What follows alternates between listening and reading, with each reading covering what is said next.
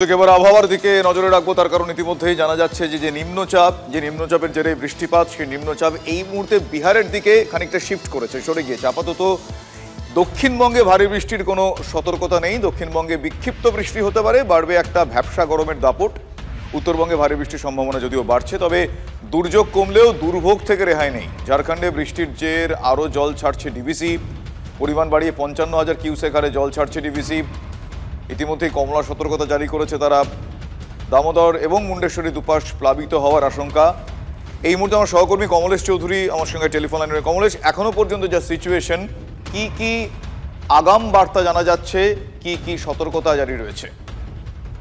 দেখো, নিম্নচাপ বিহারে সরে গেছে এবং আস্তে আস্তে দুর্বল হয়ে যাচ্ছে, ফলে দক্ষিণবঙ্গে বৃষ্টির যে পরিমাণ এবং বিস্তার সে দুটোই কমে আসছে। ফলে দক্ষিণবঙ্গে ভারী বৃষ্টির সতর্কতা আপাতত নেই। বিক্ষিপ্ত বৃষ্টিপাত যেরকম বিভিন্ন জায়গায় হচ্ছে সেই বৃষ্টিটা থাকবে।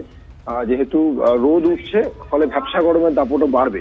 আশঙ্কার জায়গা ডিভিসির জল এই মুহূর্তে 55,000 কিউসেক হারে জল ছাড়ছে মাইথন এবং পাঞ্চেত মিলিয়ে। ফলে দামোদর এবং মুন্ডেশ্বরী, বিশেষ করে হাওড়া হুগলির বিভিন্ন জায়গা জল ঢুকতে পারে, কারণ নদীবাঁধের অবস্থা ভালো নয় এবং পরিস্থিতি আরো খারাপ হতে পারে পশ্চিমাঞ্চলের জেলাগুলোতে, বিশেষ করে যেখানে শিলাবতী, কংসাবতী, বাঁকুড়া, দ্বারকেশ্বর, কারণ পুরুলিয়ার দিকে অনেকটা বৃষ্টি হয়েছে।